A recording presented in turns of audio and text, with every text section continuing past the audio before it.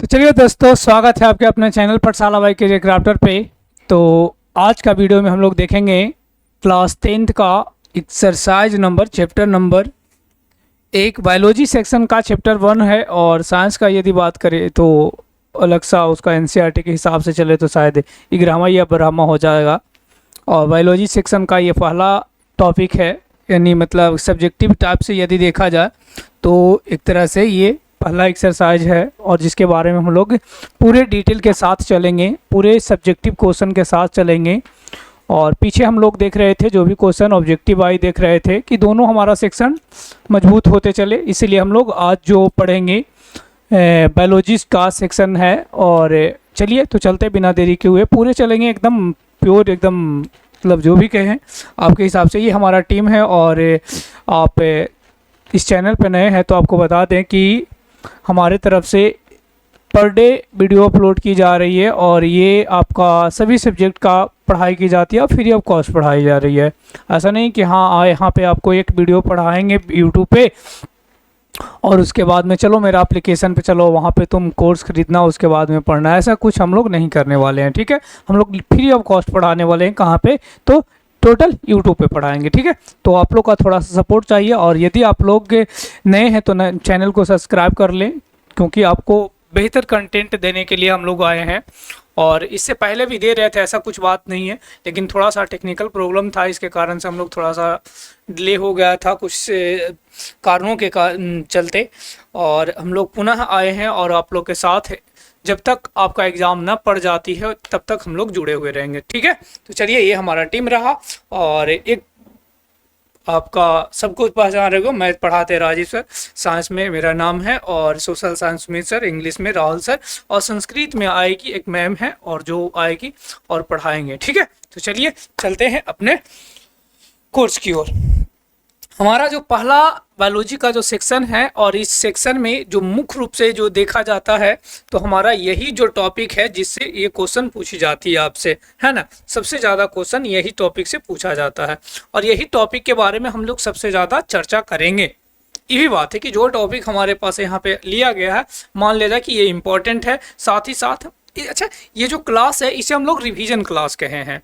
ये जो क्लास है ये एक प्रकार का हम जो बैच मान के चले जो पढ़ाया जा रहा, एक तरह से समझिए क्या आपका रिवीजन हो रही है। आप पढ़ चुके हैं, ऐसा नहीं कि आप कहीं भी पढ़ रहे होंगे तो आपका सिलेबस खत्म होने के कगार पर होगा, है ना। तो आप समझ जाइएगा कि ये जो टॉपिक है एक तरह से रिवीजन क्लास हमारे रिवीजन कराई जा रही है। ठीक है, तो चलिए और देखिए जो भी हम लोग टॉपिक पढ़ेंगे यहाँ से विदाउट नोट्स पढ़ेंगे। और यदि आपको नोट्स की ज़रूरत पड़े तो आप जाइए यूट्यूब पे और यूट्यूब पे सर्च प्ले स्टोर पे जाइएगा और वहाँ पे सर्च कीजिएगा आप क्या कैरियर क्राफ्टर। ठीक है, career crafter class 10th notes search कीजिएगा तो एक एप्लीकेशन आएगा, वहाँ पे एक गोल सा एक ऐसे लोगो है और वहाँ पे क्या है तो आपका पेड़ पड़ा हुआ है, पौधा पड़ा हुआ है ना, ऐसे एक पौधा पड़ा हुआ है। ये पौधा ऊपर में लिखा हुआ है क्लास 10th बिहार बोर्ड, नीचे में बिहार बोर्ड दिया गया है, ऊपर में क्लास 10th दिया गया है। ठीक है, तो चलिए ये आपको आशा करते हैं मिल जाएगा, नहीं तो फिर आपको डिस्क्रिप्शन बॉक्स में जाइएगा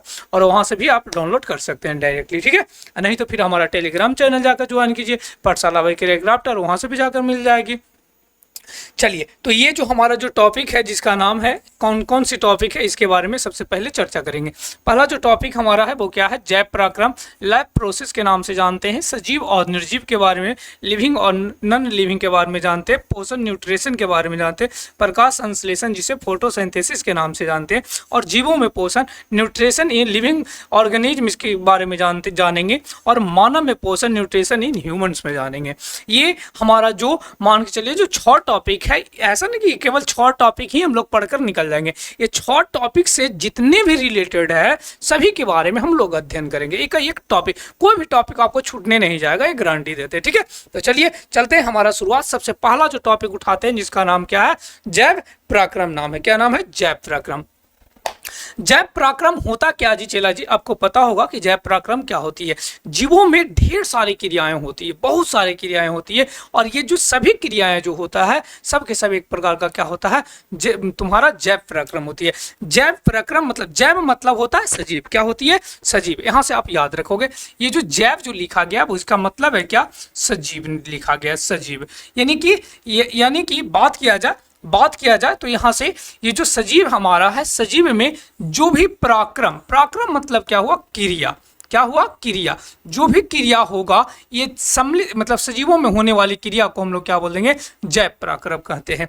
जैव पराक्रम होती है तो उसके साथ साथ हमारे शरीर में बहुत सारी चीजें होती है, जैसे कि श्वसन की क्रिया हो, ये भी एक प्रकार की जैव पराक्रम है। जैसे कि पाचन की क्रिया हो रही है, ये भी एक प्रकार का हमारे शरीर में जैव पराक्रम है।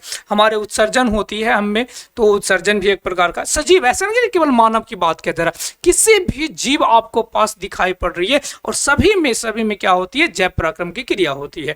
सब सजीव के पास जैव पराक्रम की क्रिया होती है। तो इसका यदि हम परिभाषा लिखना चाहें तो सिंपल सी परिभाषा यदि हम लिख सकते हैं कि वे क्रिया जिसके द्वारा सजीवों का अनुरक्षण होता है, अनुरक्षण होता है। अनुरक्षण होने का मतलब, यहां से अनुरक्षण का मतलब हुआ क्या कि यदि हम देखें अनुरक्षण शब्द को, तो अनुरक्षण का मतलब यहां से निकल कर आता है क्या, कि जो तुम्हारे शरीर में जो भी क्रियाएं हो रही है, जैसे कि मान लिया जाए कि श्वसन हो रही है, अब हम मान लिया जाए कि श्वसन के कारण से किसी कोई अंग में दिक्कत आ गई, टूट फूट गया, मतलब गति होती है हम लोग शरीर में, तो गति के कारण से कहीं टूट फूट गया शरीर, तो उसे जोड़ने का कार्य करेगा, उसे कोशिकाओं तक, कोशिका को एनर्जी पहुंचाएगी उस कोशिकाओं तक।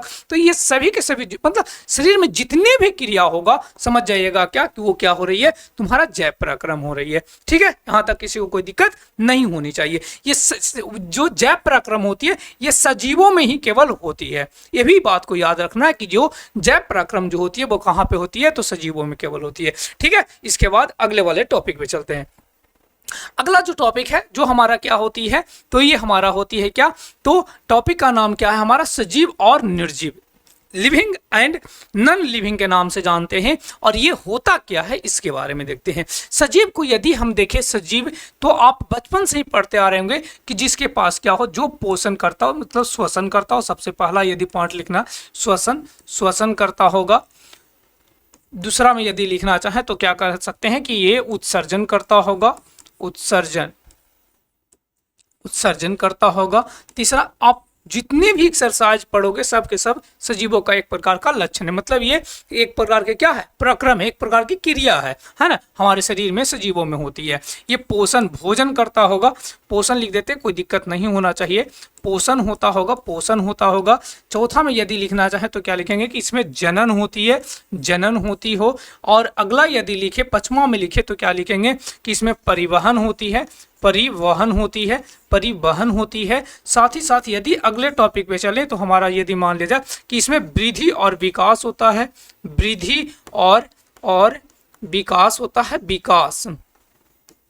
विकास होता है। साथ ही साथ यदि हम और आगे चलें तो हमें पता चलती है कि इसमें चालन की गति होता है, चालन या क्या कह सकते हैं कि ये गति करता है। तो ये सभी के सभी जो है वो एक अपने आप में क्या है, तो ये एक प्रकार का क्या है, सजीवों का लक्षण होती है। ये सामान्य लक्षण होते हैं। इस तरह से सामान्य लक्षण आपको थोड़ा सा जब 11-12 में जाओगे तो इससे थोड़ा सा स्टैंडर्ड एग्जाम्पल के थ्रू से समझाएंगे, और उस समय आपको पता चलेगा कि हाँ ये सब के सब है जो आप डायरेक्टली नहीं कह सकते हो कि ये सजीव का लक्षण हो सकता है। ठीक है, तो अभी फिलहाल के लिए आप क्लास 10 थे तो आपको इसी बात को ध्यान रखना कि श्वसन होती है, जिसमें श्वसन हो, जिसमें उत्सर्जन हो, जिसमें पोषण हो, जिसमें जनन हो, परिवहन हो, वृद्धि और विकास करे, चालन या गति हो, तो ये क्या कहलाती है, सजीव कहलाती है। क्या कहलाती है, सजीव कहलाती है सर जी। ठीक है, बहुत बढ़िया। अगला यदि हम देखें तो हमें पता चलती है क्या, एक जो है वो जिसका नाम है क्या, निर्जीव। क्या नाम है, निर्जीव नाम है। निर्जीव जो होता है जी, इसमें क्या होता है, इसमें जो होता है वो इसमें श्वसन नहीं होती है, इसका नहीं लगा देंगे। श्वसन जिसमें श्वसन नहीं हो, जिसमें उत्सर्जन नहीं हो, जिसमें पोषण नहीं हो, जिसमें जनन की क्रिया नहीं हो, जिसमें परिवहन की क्रिया नहीं हो, जो वृद्धि और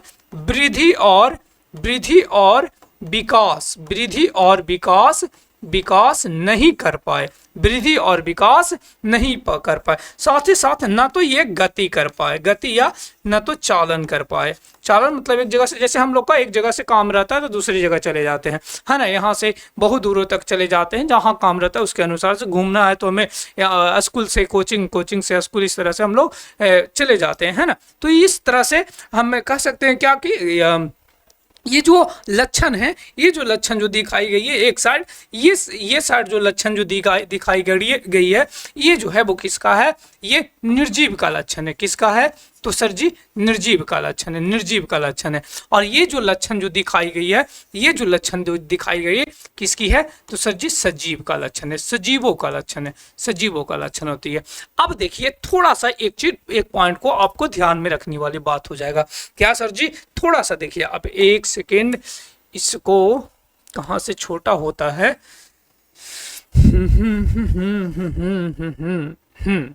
अब देखिए इसको थोड़ा सा हम छोटा करते हैं, साइड चले जाओ, सिम थोड़ा इधर आ जाइए आप, ठीक है आप, चलिए बहुत बढ़िया। अब देखिए अगला टाइप, एक जो पॉइंट यहां से आपसे क्वेश्चन पूछती है, क्या पूछती है जो देखा जाए, आपसे क्वेश्चन पूछती है सजीव और निर्जीव के बीच की एक कड़ी मानी जाती है। कड़ी किसे माना जाता है, तो सर जी वायरस को यानी कि कह सकते हो विषाणु को सजीव और निर्जीव, सजीव और निर्जीव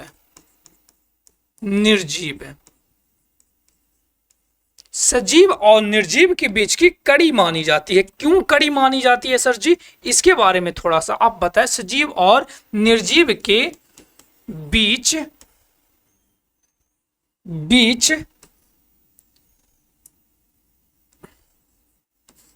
की कड़ी मानी जाती है, क्यों मानी जाती है, आपको पता है तो आप कमेंट करके हमें आंसर बताइएगा। क्यों मानी जाती है, क्यों सर जी, क्योंकि ये जो विषाणु जो है चला जी, जो वायरस जो होता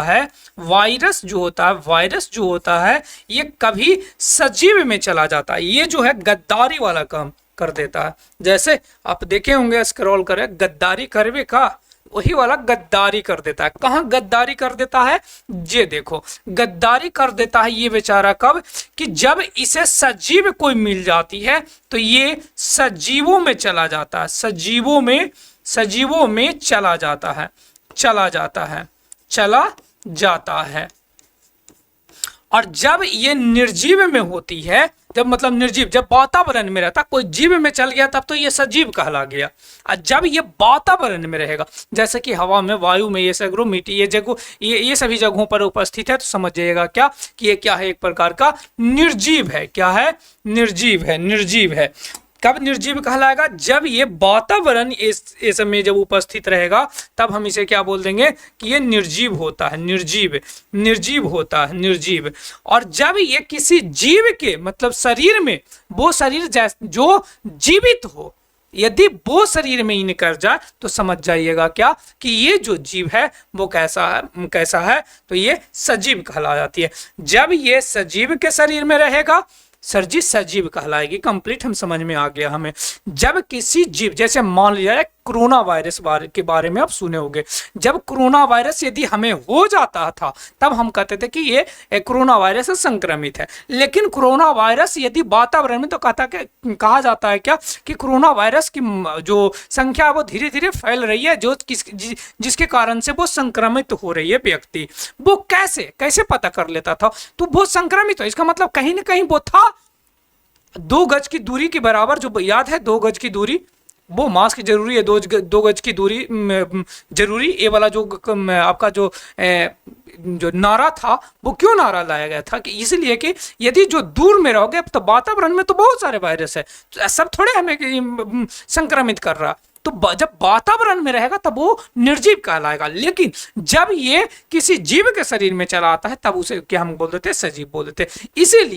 इसीलिए सर जी सजीव और निर्जीव के बीच की कड़ी किसे कहा जाता है, तो विषाणु को कहा जाता है। 1 नंबर का क्वेश्चन पूछती है आपसे, एकदम वीवीआई टॉपिक है, वीवीआई टॉपिक है। और ये पूछती है तुमसे 2 नंबर का क्वेश्चन, 2 नंबर का 2 नंबर का क्वेश्चन पूछती है आपसे कि सजीव और निर्जीव के बारे में बताएं, या सजीव और निर्जीव के लक्षणों के बारे में वर्णन करें। ठीक हो, कोई दिक्कत नहीं होनी चाहिए सर जी। चलिए ठीक है सर जी, आगे चलते हैं। तो हमारा जो टॉपिक आती है जिसका नाम होती है पोषण, क्या नाम होती है उसे, पोषण। पोषण क्या होता है सर जी, उसके बारे में देख लेते हैं। पोषण जो होता है, चला जी, पोषण जो होता है वो एक प्रकार का क्या है, ये भी एक प्रकार का प्रक्रिया होता है, जिस प्रक्रिया द्वारा हम क्या करते हैं, भोज्य पदार्थ को ग्रहण करके उसका उपयोग करते हैं। उसमें उपस्थित पोषक तत्वों का यदि उपयोग कर लेते हैं तो हम उस प्रक्रिया को हम क्या बोल देते हैं, पोषण या न्यूट्रिशन के नाम से जानते हैं।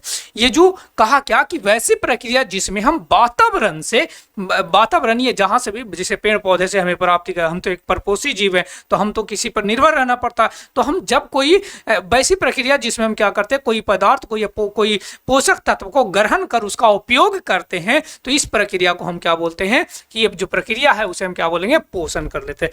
भोजन करना, यही तो है, भोजन कोई कर रहा है इसका मतलब पोषण है। अब भोजन कर रहे हैं तो उसमें है क्या, भोजन कर रहे हैं तो उसमें है क्या, पोषण कर रहे हैं तो उसमें है क्या, पोषण में हमारा पोषक तत्व उपस्थित रहता है। क्या रहता है, पोषक तत्व उपस्थित होता है। क्या उपस्थित रहता है, पोषक तत्व। पोषक तत्व में रहता क्या है सर जी, पोषक तत्व में रहता क्या है, रहता तो बहुत सारे चीज है सर जी, बहुत सारे, जैसे कि पहला नंबर में यदि देखें तो कार्बोहाइड्रेट।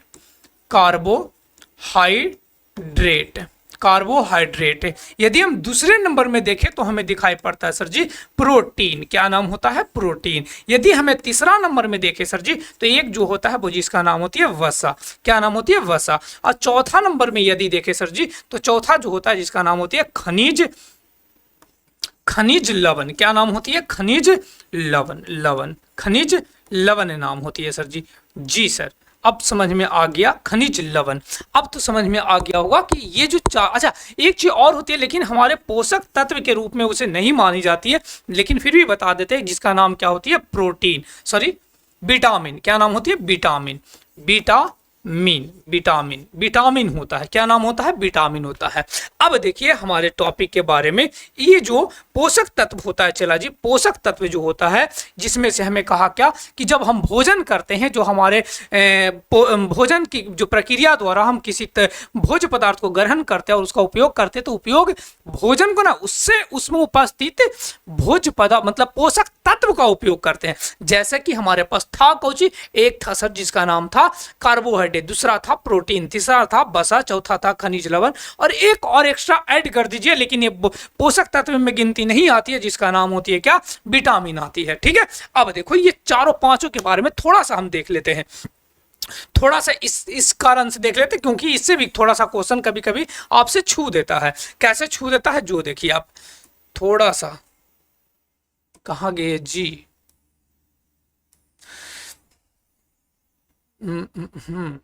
ऐसे कैसे हो रही हैं आप, ओ तेरी के,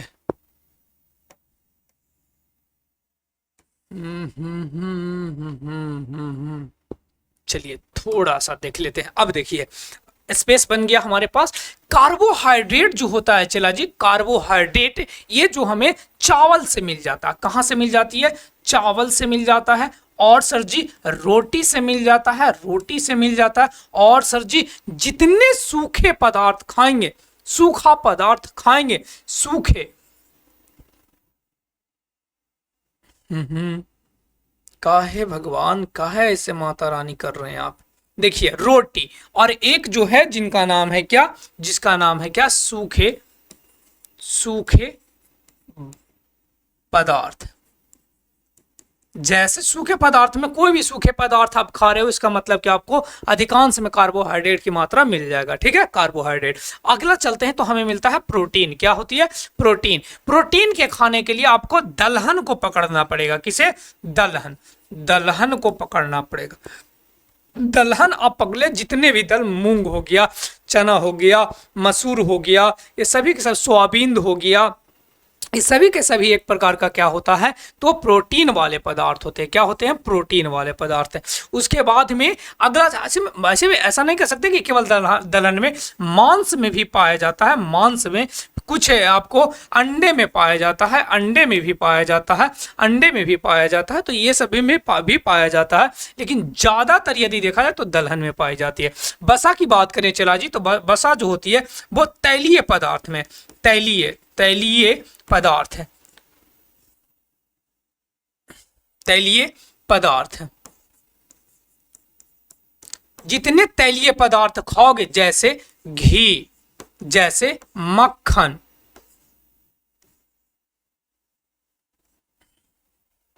जैसे मक्खन,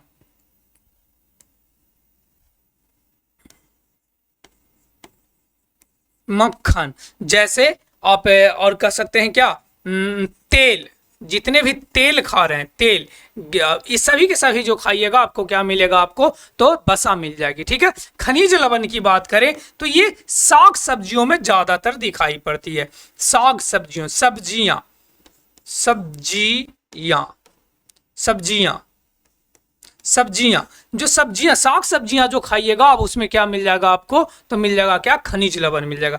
विटामिन की भी बात करें तो ज्यादातर जो होती है फल फूल में दिखाई पड़ जाती है, फल और सब्जी में मिल जाएगा, फल और सब्जी में मिल जाएगा, सब्जी में, फल और सब्जी में मिल जाएगी। ठीक है। तो ये तो हमारा जो था वो क्या था, पोषक तत्व था। क्या था?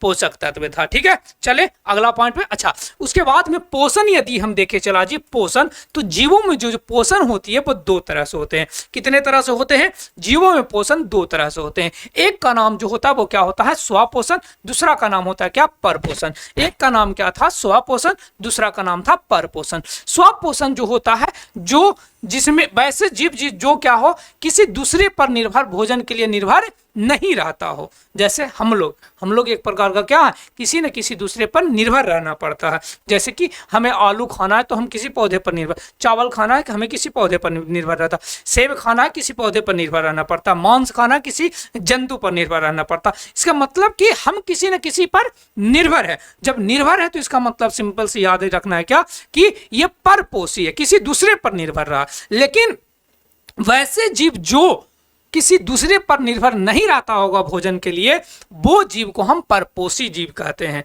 आइए उस विधि को परपोषण कहते हैं, जिस विधि द्वारा वो पोषण करता है।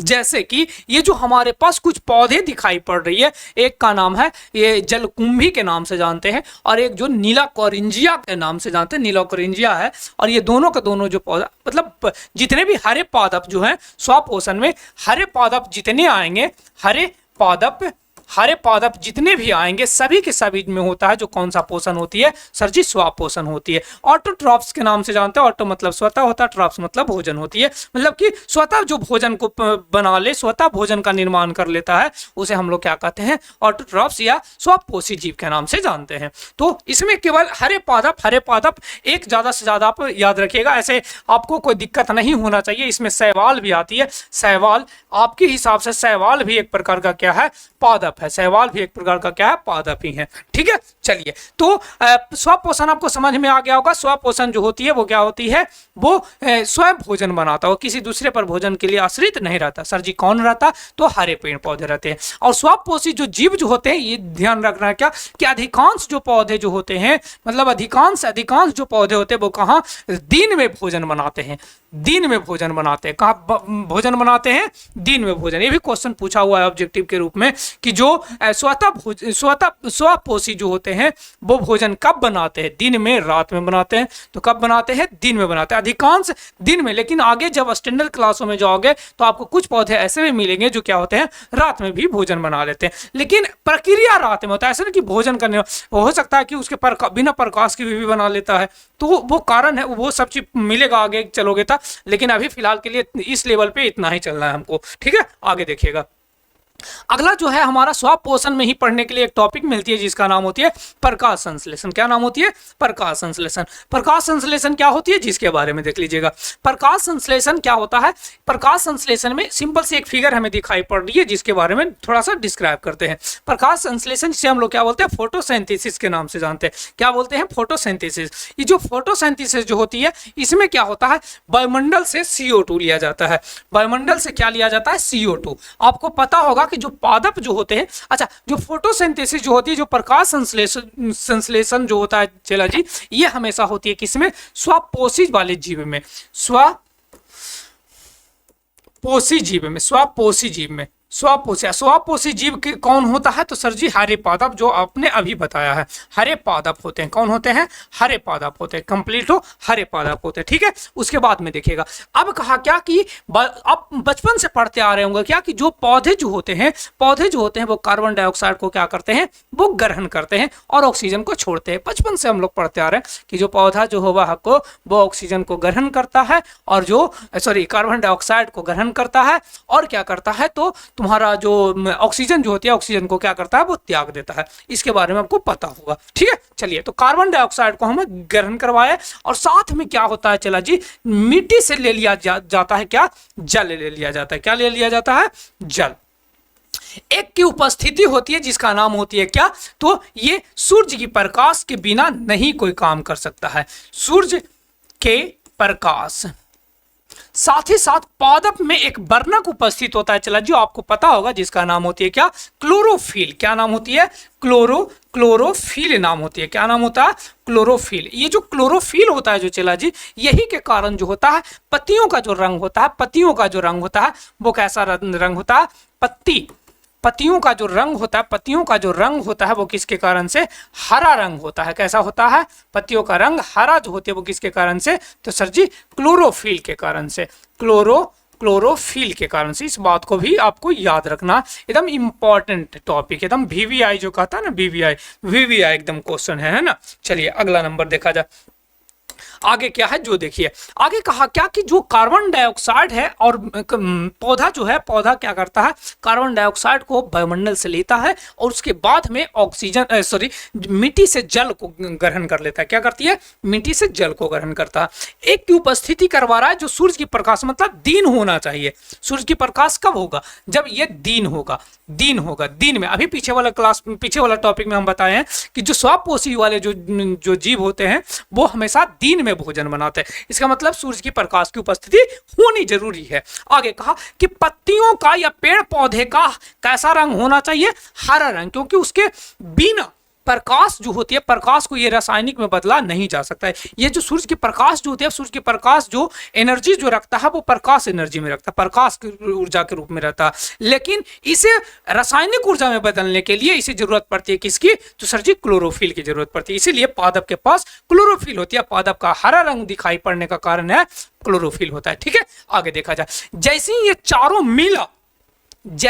चारों मिला, इसका मतलब क्या? एक पदार्थ का निर्माण करता है जिसका नाम होती है C6H12O6, जिसका नाम होती है C6H12O6 नाम होती है। ठीक है, उसके बाद में साथ में एक चीज और बनाती है जिसका मेन जो उत्पाद होता है जिसका नाम होती है ऑक्सीजन। क्या नाम होती है सर जी? ऑक्सीजन। साथ ही साथ कुछ और मात्रा में जल भी बनता है जिसका जो वाष्पोत्सर्जन की क्रिया, आगे चलकर अगला एक्सरसाइज जब हम लोग पढ़ेंगे तो वहां पे बहुत बढ़िया से इसके बारे में हम लोग को मिलता है।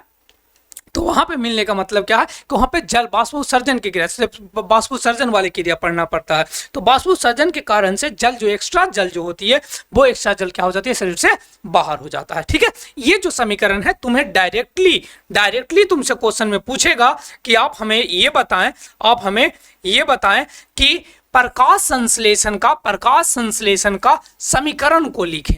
तुमसे डायरेक्टली ये 2 नंबर का क्वेश्चन पूछता है कि प्रकाश संश्लेषण के समीकरण को लिखें। लेकिन बउआ जी, चेला जी, आपको बताया गया है क्या कि आप कोई भी समीकरण लिखेंगे तो उस समीकरण को संतुलित करना पड़ता है। क्या करना पड़ता है? संतुलित करना पड़ता है। जब संतुलित करना पड़ता है तब हम इस समीकरण को संतुलित करेंगे। लेकिन कुछ बच्चों को ये बड़ा मान देखकर लगता है कि लेवल है, इतना बड़ा के तो होगा नहीं, हमसे तो इतना बड़ा जो समीकरण दिया गया इसको तो हम समीकरण कर नहीं पाएंगे। कोई बात नहीं चला जी, कोई बात नहीं है, कुछ नहीं डरने वाला चीज है। आप याद रखिएगा 6 12 6 6 6 12 6 6, इस समीकरण को संतुलित करने के लिए यही छोटा सा एकदम हमें आपको याद रखना है। 6 12 6 6 6 12 6 6 याद रखोगे तो सिंपल सी भाषा में यदि हम कहना चाहें तो ये जो समीकरण जो तुम्हारा वो क्या हो जाती है, तो ये समीकरण संतुलित हो जाती है। और ये समीकरण को देना जरूरी है, इस समीकरण को संतुलित करना तुम्हें जरूरी होती है। ये समीकरण का संतुलित इसलिए जरूरी करना रहता है क्योंकि यदि आप संतुलित नहीं करते हो तो क्या हो जाती है, तो क्या हो जाता है, तो आपका समीकरण जो हो जाती है वो गलत हो जाती है। क्या हो जाती है, समीकरण जो होती है वो क्या हो जाता है, गलत हो जाती है। ठीक है, आगे देखा जाए। अब इसकी परिभाषा पूछता है तुमसे, परिभाषा में कुछ नहीं याद रखना है। चला जी देखो, एकदम सिंपल सी परिभाषा है, बहुत बड़ा वाला परिभाषा नहीं है। लिखना है क्या कि वैसी प्रक्रिया जिसमें जो आपको समीकरण में दिखाई पड़ रहा उसी को लिख देना है। वैसी प्रक्रिया जिसमें CO2 वायुमंडल से CO2, ऐसे थोड़ा सा डिस्क्राइब कर देते अच्छा से। देखो, वायुमंडल से CO2 मतलब कि कार्बन डाइऑक्साइड, CO2 तथा मिट्टी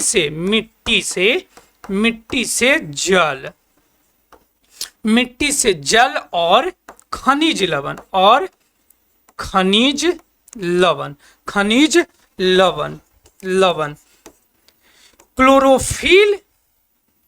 क्लोरोफिल सूर्य की प्रकाश की उपस्थिति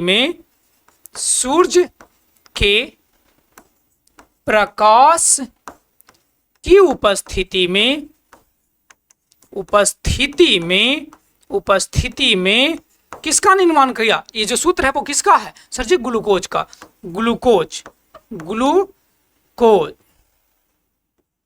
ग्लूकोज का निर्माण करता हो।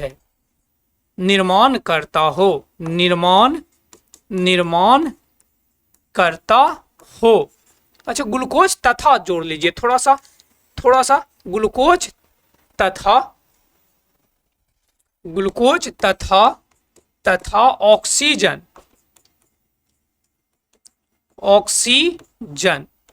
ऑक्सीजन का निर्माण करता हो।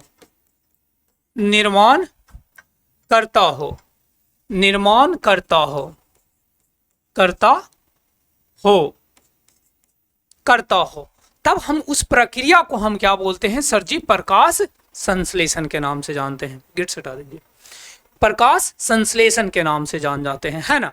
तो यहां से आपको 2 नंबर प्राप्त होती है। और यदि आपको कह दे कि आप 5 नंबर में इसको लिखें तब कैसे तुम लिख पाओगे? और आप जाइएगा क्वेश्चन बैंक उलट कर देखिएगा तो उसमें आपको 5 नंबर में भी एक क्वेश्चन पूछा हुआ है। लेकिन उसको याद रखना है क्या? आपको कि थोड़ा सा याद रख लेना है इस तरह से, कि उसमें क्या करना है, एक पत्ती अच्छी सी पारना है और पत्ती को पार कर उसमें एक प्रकाश, जो ये जो डायग्राम जो दिखाई पड़ रही है, इस डायग्राम को यदि आप सही ढंग से पार देते हो, लिख देते हो तो कोई नहीं काटने जा रहा है तुम्हें 5 नंबर। आपको 2 नंबर तो एक समीकरण से दे देती है, 2 नंबर समीकरण से दे देती है। बाकी आप इसका परिभाषा के रूप में यदि जो सेंटेंस आप बनाए कुछ था थोड़े, इसमें फिर से एक बार आपको समझाते हैं। देखो क्या था, सबसे पहले हम वायुमंडल से क्या ले रहे थे? CO2 ले रहे थे। उसके बाद मिट्टी से ले रहे थे जल। तो कहा क्या कि वायुमंडल, वैसी प्रक्रिया जिसमें वायुमंडल से CO2, मिट्टी से जल, क्लोरोफिल, सूर्य की प्रकाश की उपस्थिति, मतलब होती तो दिन में, तो आपको तो बताना पड़ेगा कि दिन में हो रही है, मतलब सूर्य की प्रकाश की उपस्थिति में कौची बनाता है? ग्लूकोज बनाती है। क्या बनाता है? ग्लूकोज बनाती है। साथ ही साथ एक पदार्थ और बनाती है जिसका नाम होती है ऑक्सीजन। मेन रूप से ये 2 ही उत्पाद बनती है और ये दोनों उत्पाद बन रही है। इसका मतलब कि कौन सा प्रक्रिया है?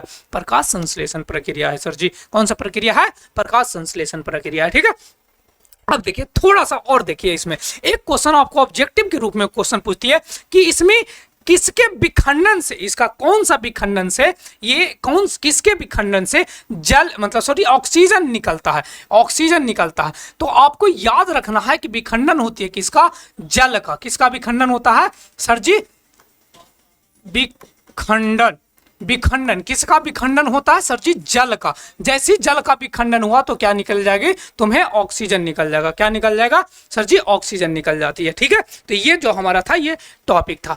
अब अगला जो हमारा जो टॉपिक है, अच्छा इसमें भी आपको दिखाई पड़ रहा होगा, फिगर भी समझा देते थोड़ा सा। देखो यहाँ से सूर्य की प्रकाश है, सूर्य की प्रकाश कहाँ पड़ रही है, पत्तियों पे पड़ रही है। कहाँ पे पड़ रही है, पत्तियों पे। जैसे ही पत्ती पे पड़ा तो पत्ती के पास था क्या सर जी, क्लोरोफिल था। क्या था, क्लोरोफिल था। ये क्लोरोफिल जो था ये क्या कर दिया, जो प्रकाश ऊर्जा हमारे पास था, इस प्रकाश ऊर्जा को क्या कर दिया, रासायनिक ऊर्जा में बदल दिया। कौन सी ऊर्जा में, ये भी तुमसे क्वेश्चन पूछ देगा क्या, कि पौधे जो होते हैं, पौधे जो होते हैं, पौधे, ये पौधे प्रकाश ऊर्जा को, प्रकाश ऊर्जा को किस ऊर्जा में बदलता है, प्रकाश ऊर्जा को किस ऊर्जा में बदलता है। तो आपको डायरेक्टली याद रखना है, थोड़ा सा को, बार बार गलती हो रही, को किस ऊर्जा में, किस ऊर्जा में बदलता है, ऊर्जा में बदलता है, किस ऊर्जा में बदलता है। ये भी तुमसे डायरेक्टली बदलता है, ये भी डायरेक्टली तुमसे क्वेश्चन पूछेगा ऑब्जेक्टिव में। आपको याद रखना है कौन सा ऊर्जा में बदलती है सर जी, रासायनिक ऊर्जा में, रासायनिक ऊर्जा में बदलती है। कौन सा ऊर्जा में बदल देती है, तो सर जी रासायनिक ऊर्जा में बदल देती है। तो यही जो सूर्य की प्रकाश जो आ रही थी यहाँ पे डायरेक्टली पत्तियों में पड़ा, और जैसे ही पत्ती में पड़ा तो ये किस में बदल देगा तुम्हें, तो सर जी रासायनिक ऊर्जा में बदल देगा। कौन सा ऊर्जा में, रासायनिक ऊर्जा में। और जैसे ही ये रासायनिक ऊर्जा में बदला, यहाँ से दो चीज का निर्माण होती है। एक जिसका नाम था क्या, ग्लूकोज, दूसरा का नाम था जो हमारा जो मुख्य उत्पाद है, जो क्या है, ऑक्सीजन है, जिसको हम लोग मानव या जो सजीव जितने भी जंतु हैं, हरे पेड़ पौधे को छोड़कर ये सभी के सभी क्या ग्रहण करते हैं, ऑक्सीजन को वहां से ले लिया जाता है। ठीक है, आगे देखा जाए। अगला जो हमारा टॉपिक है, एक अच्छे से टॉपिक बच रही है, बस इसके बाद में क्लास को हम लोग छोड़ेंगे और अगला एक पार्ट में पढ़ लेंगे, नहीं तो फिर बहुत बड़ा लंबा मतलब टॉपिक बन जाएगा, लंबा सा वीडियो बन जाएगी ना, तो इसे दो पार्ट में तोड़ देंगे। एक पार्ट आज पढ़ लेते, एक पार्ट कल पढ़ लेंगे। ठीक है, चलो देखो अगला जो एक पोषण की विधि बच रही थी, जिसका नाम था क्या, पर पोषण, है ना, पर पोषण बच रहा था। पर पोषण जिसे हेटेरोट्रॉपिक न्यूट्रिशन के नाम से जानते हैं। हेटेरोट्रॉपिक न्यूट्रिशन का मतलब क्या होता है, सिंपल सा, कि ये पर, अब ऐसे समझाए थे पीछे कि पर मतलब कि किसी दूसरे पर, किसी दूसरे पर यदि किसी दूसरे पर रहकर किसी दूसरे पर भोजन के लिए निर्भर रहना पड़ता है, भोजन के लिए रहना पड़ता है, तो समझ जाइएगा क्या कि आप कौन सा पोषण में है, तो परपोषी में है, या परपोषण विधि वाले अपनाते हैं। यानी सिंपल से यदि भाषा में समझना चाहें तो हरे पादप को छोड़कर जितने भी जो जीव जंतु आते हैं वो कौन सा पोषण को अपनाते हैं, तो परपोषी वाले पोषण अपनाते हैं, या परपोषण वाले पोषण अपनाते हैं। या सिंपल सी परिभाषा बोलना चाहें तो क्या बोलेंगे कि वैसे पोषण जिसमें भोजन के लिए किसी दूसरे जीवों पर निर्भर रहना पड़ता है, तो हम उस तरह के जो जीव होते हैं उस जीव को परपोषी जीव कहते हैं, और उस विधि को परपोषण विधि के नाम से जानते हैं। ठीक है, अब देखो परपोषण विधियां जो होती है वो तीन प्रकार के होते हैं। कितने प्रकार के होते हैं, तीन प्रकार के। एक जो होती है जिसका नाम होती है मृतजीवी पोषण, दूसरा का नाम होती है परजीवी पोषण, और तीसरा का नाम होता है प्राणी संपोषण। ये तीन प्रकार की होती है। मृतजीवी पोषण क्या होता है सर जी, मृतजीवी पोषण क्या होता है, मृतजीवी मतलब होता है क्या, मरा हुआ जीव जंतुओं पर, मरा हुआ जीव जंतुओं पर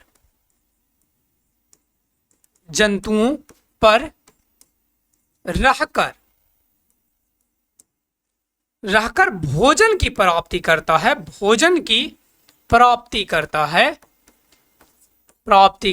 है, तो उसे हम क्या बोलते हैं, उसे हम मृतजीवी कहते हैं। क्या बोलते हैं, मृतजीवी कहते हैं। ठीक है, और यदि, अच्छा इसमें आएगा एग्जाम्पल, सर जी एग्जाम्पल हमें बता दे, सबसे ज्यादा इंपॉर्टेंट तो यही है एग्जाम्पल में। सबसे याद रखिएगा क्या सर जी, जीवाणु, जितने भी जीवाणु हैं, आप जितने भी जीवाणु देख रहे हैं सब के सब एक क्या है, मृतजीवी है सर जी। और भी होती है बहुत बढ़िया, जिसका नाम है क्या, कवक नाम है। क्या नाम है? कवक नाम है। और भी होती है सर जी प्रोटोजुआ, प्रोटोजुआ, प्रोटोजुआ। ये सभी के सभी अपने आप में क्या है सर जी? मृतजीवी, मतलब मरे हुए पेड़ पौधे को, जीव जंतुओं को ये सड़ाने गलाने का कार्य करती है, और इसी के कारण से इसे अपघटक कहा जाता है। अच्छा, क्वेश्चन ही को पूछती है यहां से, ये याद में आ गया। देखो तुमसे क्वेश्चन पूछेगा क्या कि मृतजीवी को अपघटक, अपघटक क्यों कही जाती है? मृतजीवी को अपघटक क्यों कही जाती है? सर जी सिंपल सी आंसर होगा क्या कि ये जो होते हैं, ये जो होते हैं वो क्या करते हैं? मरे हुए जीव जंतु को, मरे हुए जीव जंतु को सड़ाने गलाने का कार्य करते हैं। सड़ाने गलाने का, गलाने का कार्य करता है, कार्य करता है। और इसी के कारण से, इसी के कारण से हम क्या कहते हैं इसे?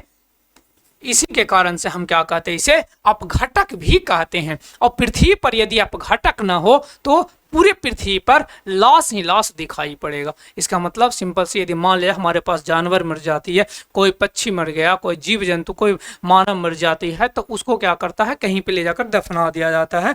अब वो दफना दिया गया तो देखोगे कि कुछ समय के बाद उसका सिर्फ कंकाल बचती है, वह कंकाल बचता है। अब जो कंकाल जो बच रहा था, सिंपल सी यदि देखोगे, मांस कहाँ गया सर जी? तो मांस में जितने भी न्यूट्रिशन थे, जितने भी उसमें पोषण था, सब के सब कौन खा गया? तो तुम्हारा मृत जीवी खा गया।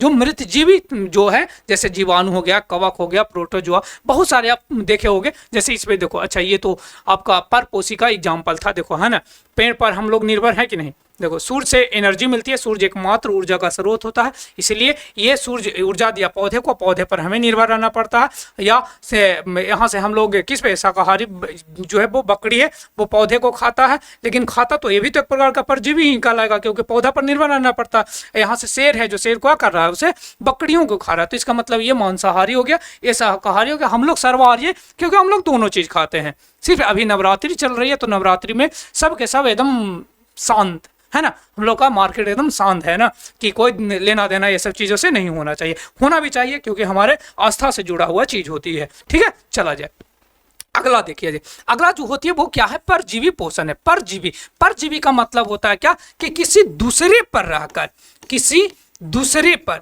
दूसरे पर रहकर, रह कर भोजन की प्राप्ति करता हो, भोजन की प्राप्ति करता हो।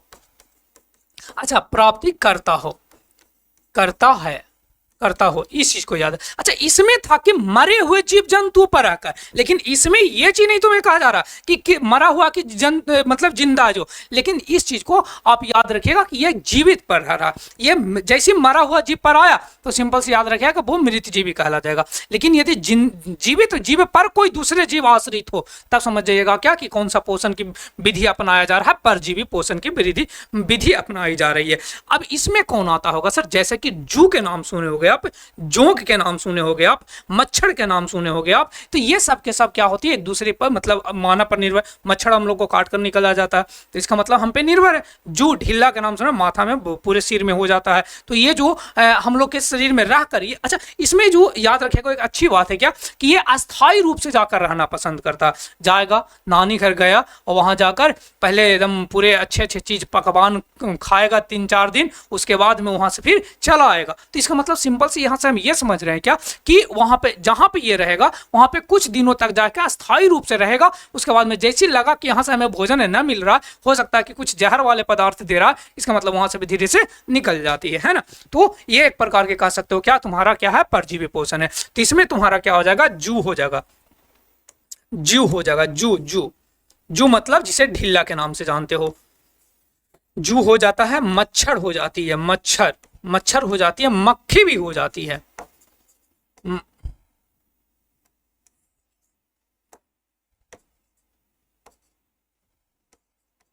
मक्खी भी हो जाती है, मक्खी, मक्खी भी हो जाती है। साथ ही साथ यदि लिखना चाहोगे तो आगे की ओर जो भी लिखो आप, एक और होती है जिसका खटमल नाम सुने होगे, खटमल, खटमल, खटमल, खटमल भी एक प्रकार का जो होती है वो क्या होती है, तो परजीवी पोषण होती है। एक जो होती है प्राणी संपोषण, जिसमें हम लोग आते हैं प्राणी जैसी यदि भोजन को एकदम तल कर खाते हैं, प्राणी जैसे यदि हम, जैसे मान लीजिए हम लोग के भोजन है तो हम क्या करते हैं, भोजन को पहले साफ सुथरा से धोएंगे, उसके बाद उसे काटेंगे, भूंजेंगे, बनाएंगे, एकदम तेल पाउडर एकदम डालेंगे, एकदम स्वादिष्ट बनाएंगे। तो इस तरह से यदि मान लिया जाए कि यदि प्राणी जैसा यदि कोई विधि को अपना कर पोषण को करता है, तो सिंपल से याद रखिएगा क्या, कि तुम्हारा क्या हो जाती है, प्राणी सब। जिसमें मानव आ जाएगा। मानव के नाम सुने होगे, मानव, मानव के नाम सुने हो ना, अरे हम भी एक मानव है ना। मानव हो गया, खरगोश हो गया, खरगोश, खरगोश, खरगोश हो गया। जानवर, अधिकांश जानवर जो होती है वो किस में आती है, तो तुम्हारा प्राणी संपोषण में आ जाती है। ठीक है, इसके बाद जो हमारा जो टॉपिक है वो, अच्छा इसी में दिया गया था, देखो परपोषी पोषण, जो परपोषी पोषण में 3 प्रकार जो था, मृतजीवी था, परजीवी पोषण था और प्राणी से। मृतजीवी का एग्जांपल दिखाया गया, ये जो है एक प्रकार का क्या है, तो तुम्हारा कवक है ना, कवक है। अब देखो मशरूम, मशरूम के नाम सुनोगे, मशरूम, मशरूम जो होती है, मशरूम, मशरूम भी एक प्रकार का क्या होता है, तो तुम्हारा मृतजीवी पोषण के द्वारा ही करता है। अब गोबर छत्ता का नाम सुनोगे, गोबर छत्ता, छत्ता, जो गोबर छत्ता जो होती है, गोबर छत्ता, गोबर छत्ता भी जो होती है वो क्या होती है, गोबर छत्ता भी जो होता है वो एक प्रकार का क्या होता है, तुम्हारा मृतजीवी पोषण होता है। ठीक है, देखा जाए आगे वाला टॉपिक में देख लीजिए। आगे आगे जीवों में पोषण है, जीवों में पोषण अगला दिन से चलेंगे। ये यहाँ तक मान लिया जाए कि पार्ट 1 इसे कर दिया जाएगा। यदि पार्ट 1 इसे कर दिया जाता है और इसके बाद वाले जो टॉपिक आएंगे उसे हम लोग पार्ट 2 में देख लेंगे। ठीक है, तो आशा करते हैं कि वीडियो पसंद आया होगा, और यदि वीडियो अच्छा लगता है तो अपने दोस्तों के जो जितने भी ग्रुप हैं वो सभी ग्रुपों में आप शेयर करें। थोड़ा सा आपका सपोर्ट भी चाहिए हमें। और बता दें कि आपका एप्लीकेशन भी आ चुका है, आप जाएं और प्ले स्टोर पे सर्च करेंगे कैरियर क्राफ्टर क्लास 10th, तो वहाँ से आपका एप्लीकेशन मिल जाएगा। नहीं तो फिर डायरेक्ट ही जाएँ कहाँ पे, टेलीग्राम पे, पाठशाला वाई कैरियर क्राफ्टर, वहाँ टेलीग्राम का चैनल, नहीं तो वहाँ सर्च नहीं मिलता है तो आप इस वीडियो का जाकर डिस्क्रिप्शन बॉक्स में जाइएगा, वहाँ पे लिंक दिखाई पड़ जाएगा 2-4 गो, और वो लिंक से कहीं भी जाइए, चाहे आप व्हाट्सएप ग्रुप में जाकर जुड़ जाएं और चाहे आप टेलीग्राम से जुड़ जाएं, सोशल मीडिया जहां भी जुड़ना है वहां पे जाकर जुड़ जाएं, वहां से आपको प्राप्त हो जाएगा। तो चलिए फिर मिलते हैं नेक्स्ट वीडियो में, तब तक के लिए जय हिंद, थैंक्स फॉर वॉचिंग।